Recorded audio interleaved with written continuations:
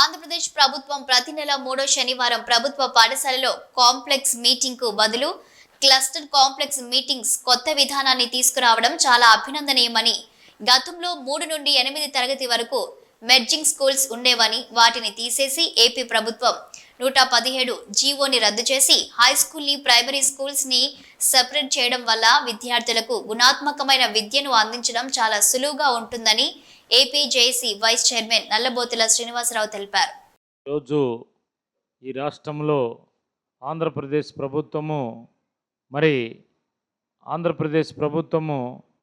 ప్రతి నెల 3వ శనివారము ప్రభుత్వ పాఠశాలలో కాంప్లెక్స్ మీటింగ్ బదులు క్లస్టర్ కాంప్లెక్స్ మీటింగు కొత్త విధానాన్ని తీసుకురావటం చాలా అభినందనీయం.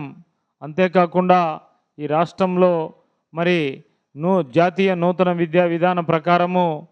గతంలో 3, 4, 5, 6, 7, 8 వరకు మెర్జింగ్ స్కూల్స్ ఉండేవి.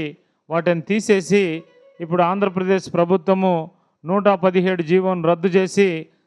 హై స్కూల్స్ను ప్రైమరీ స్కూల్స్ను సపరేట్ చేయటం వల్ల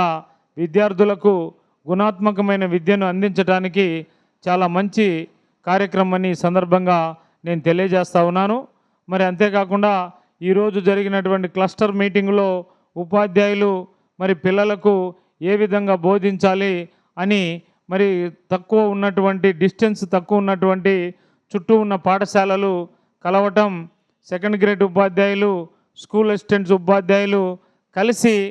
విద్యార్థులకు నాణ్యమైనటువంటి బోధన ఏ విధంగా అందించాలని అక్కడ డిస్కస్ చేసి పిల్లలకు మంచి బోధన అందటానికి ఈరోజు ప్రభుత్వము ఈ క్లస్టర్ విధానాన్ని ప్రవేశపెట్టడము అద్భుతమని నేను ఈ సందర్భంగా తెలియజేస్తా ఉన్నాను. అంతేకాకుండా ఈ క్లస్టర్ మీటింగులో డి గ్రేడ్ పిల్లలను సి గ్రేడ్కు, సి గ్రేడ్ పిల్లలను బి గ్రేడ్కు, బి గ్రేడ్ పిల్లలను ఏ గ్రేడ్కు ఏ విధంగా తీసుకురావాలని ఉపాధ్యాయుల మధ్యన దీని మీద అద్భుతమైనటువంటి చర్చ జరిగి ఒక ఫైనల్ కంక్లూజన్కి వచ్చి పిల్లలకు రెమిడియల్ టీచింగ్ ఇవ్వటం ద్వారా కూడా గ్రేడ్స్ను పెంచే విధంగా ప్రభుత్వ పాఠశాలలు అభివృద్ధి చెందే విధంగా ప్రభుత్వ పాఠశాలలో విద్యార్థులు పెంచే విధంగా ఈరోజు ఈ క్లస్టర్ విధానము చాలా అద్భుతమని ఈ సందర్భంగా నేను తెలియజేస్తా ఉన్నాను. అంతేకాదు ఈ రాష్ట్రంలో ఆంధ్రప్రదేశ్ ప్రభుత్వంలో ప్రభుత్వ పాఠశాలల విద్యార్థుల అభివృద్ధి మరియు సంక్షేమ సంఘం అధ్యక్షుడిగా ప్రభుత్వ పాఠశాలల్లో పిల్లలు నాణ్యమైనటువంటి బోధన అందుకొని అభివృద్ధి చెందాలని పేద, బడుగు, బలహీన గ్రామీణ ప్రాంత విద్యార్థులు ప్రభుత్వ పాఠశాలలో చేరి ఈ ప్రభుత్వ పాఠశాలలు అభివృద్ధి చెందే విధంగా ఉండాలని ఈ సందర్భంగా నేను తెలియజేస్తా ఉన్నాను.